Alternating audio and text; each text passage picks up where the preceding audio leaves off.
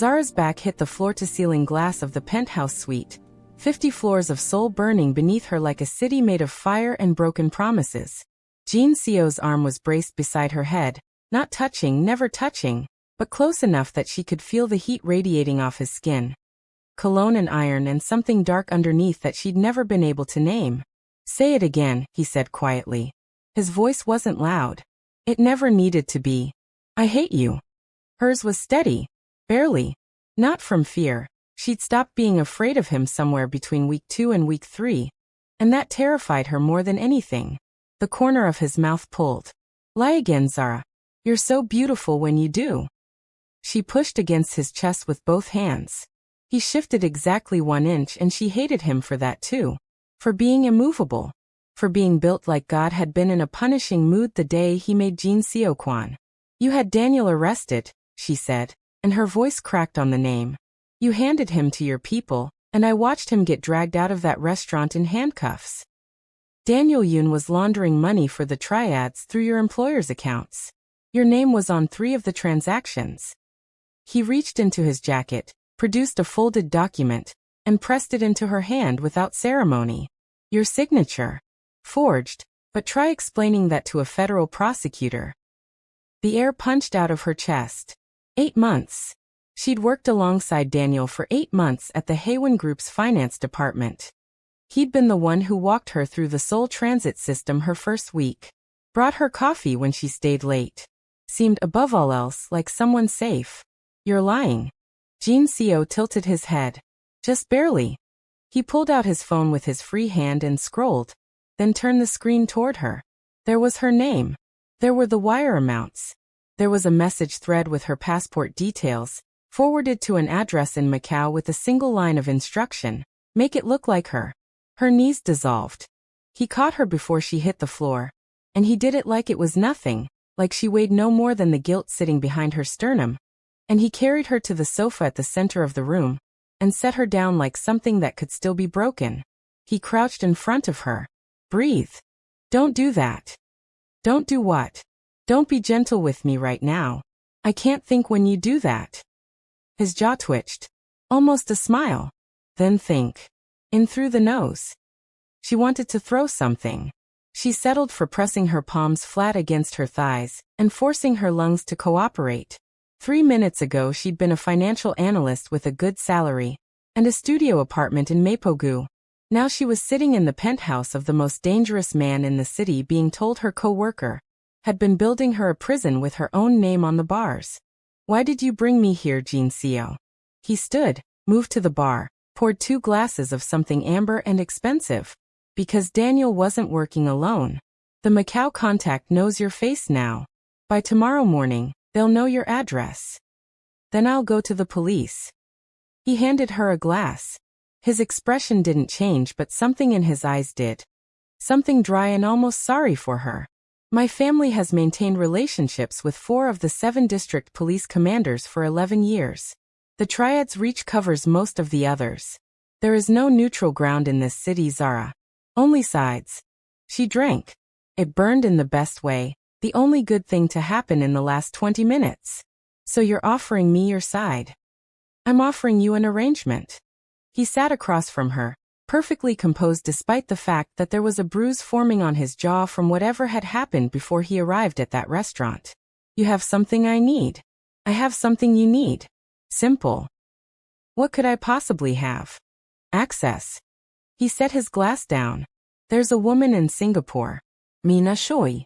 She controls the port manifest records for half the shipping lanes in Southeast Asia. She doesn't meet with Koreans. Her father was killed by a Seoul faction years ago, so she won't take my meetings. But she's been looking for a Western-educated financial consultant. Neutral. New. Someone she can't trace. You want me to get close to her?" 6 weeks. 8 at the most. You build her confidence. You tell me when a particular container clears customs. Then you disappear. New name, new city. Enough money to choose which one. He paused.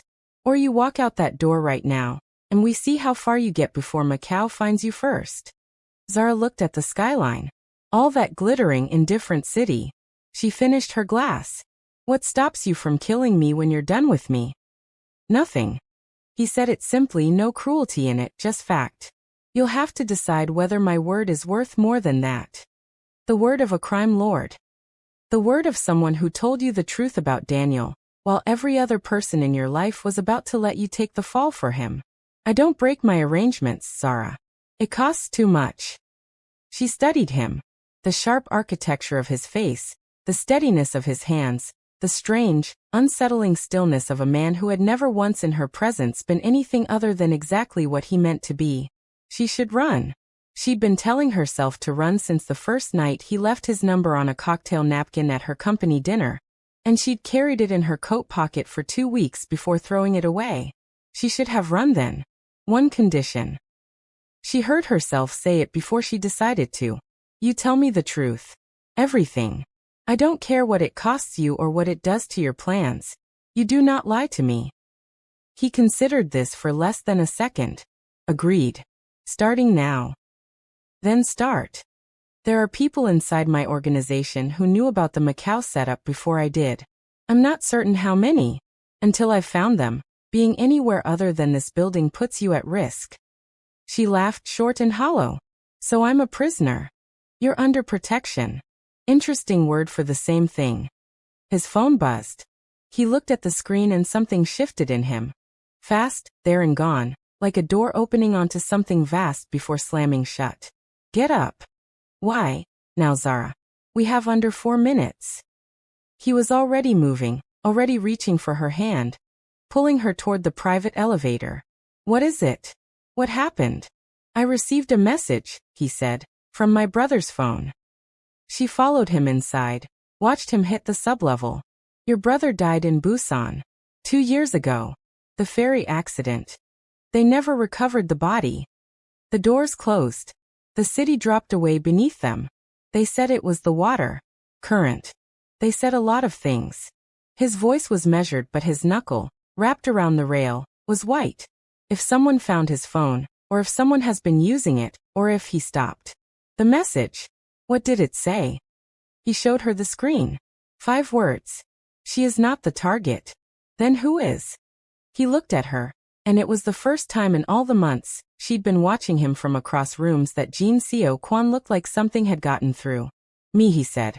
The elevator stopped. The lights flickered red. The doors opened onto a maintenance floor she didn't know existed, and the dark swallowed them both. He had a gun in his hand before she'd processed the movement. Behind me, he said quietly. Don't make a sound. She pressed herself to the wall. The red emergency lighting made everything look like the inside of a wound. Pipes and shadow, and then, a figure, standing at the end of the corridor, backlit, hands loose at his sides, smiling like a man who'd been waiting a long time for this exact moment. He had Jin Seo's face. A softer version, slightly younger, with a scar through his left brow that bent his expression into something permanently wry. Little brother, he said warmly. Still pointing guns at people before you say hello. Jin Seo's weapon didn't move. Hyun. You say my name like a diagnosis. His eyes moved to Zara, and something calculating crossed his face before settling back into pleasantness. And you must be the American. Jean showed me photographs, but they really don't do it. She doesn't know, does she? He looked back at his brother, delighted. You actually haven't told her. Don't. Told me what? Jin Seo's voice was stone. Hyun. Mina Choi died 3 weeks ago, Hyun said, ignoring him cheerfully. Cardiac event in her Singapore apartment. Terrible. But you already knew that, didn't you? Because the shipping manifest Jean actually needs isn't in Singapore. He lit a cigarette from a steel case, let the smoke curl up into the red dark. It never was. The floor felt unstable. Zara grabbed the pipe beside her. You said you wouldn't lie to me. The situation changed. Changed how? Hyun answered before Jean could stop him. You're not a consultant, sweetheart. You're a key. He took a long drag. There's a man. Goes by Raymond Kwok now, but his original name is Robert Seo, your mother's older brother. Your uncle.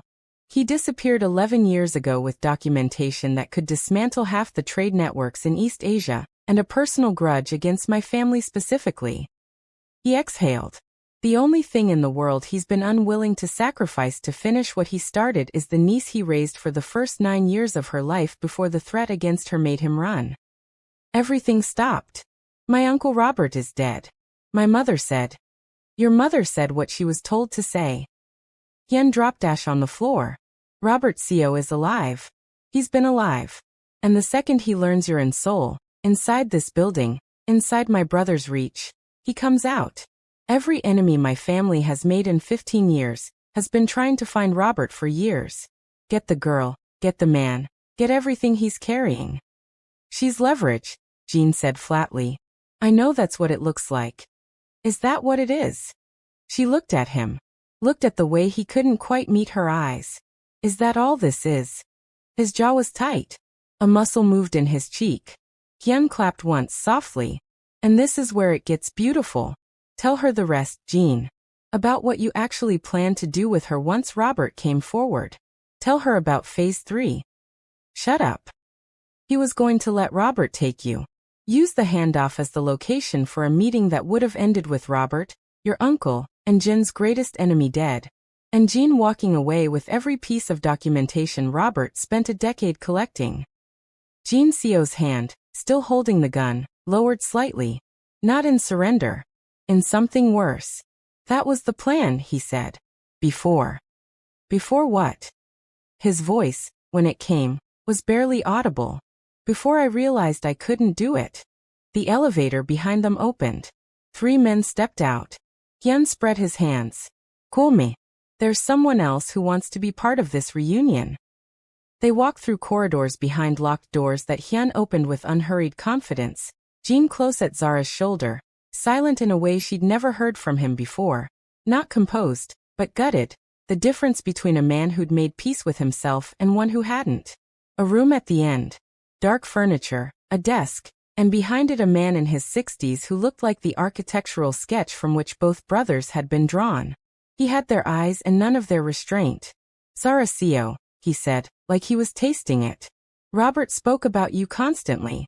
Before he betrayed me. I don't know you. No. But he does. He nodded at the doorway behind her. She turned. The man standing there was Korean American mid-50s, with a jaw that bore a long white scar and eyes that were. She knew those eyes. She'd grown up with them in framed photographs her mother kept on the mantel, until they didn't. Zozo, Robert Seo said, the childhood name landing in her chest like a match strike. I know how this looks. I know what he's told you. But before you decide what to believe, there's something you need to know about the night I left. He looked at Jin Seo. Not with hatred. With something older and more tired. He was there. He was 12, standing in the doorway. When his father told me I had 1 hour to leave Seoul and never contact you or your mother again, or they would make sure I had no one left to contact. Jin Seo said nothing. Is that true? Zara asked him. Something in Jin's face fractured very quietly. Yes. Then why? Because I spent 20 years becoming the kind of person who could get close enough to your uncle to take what his documentation could do for my family. And somewhere between the plan and he stopped. I need you to understand that I did not know, when I started this, what it would feel like to actually. He couldn't finish it.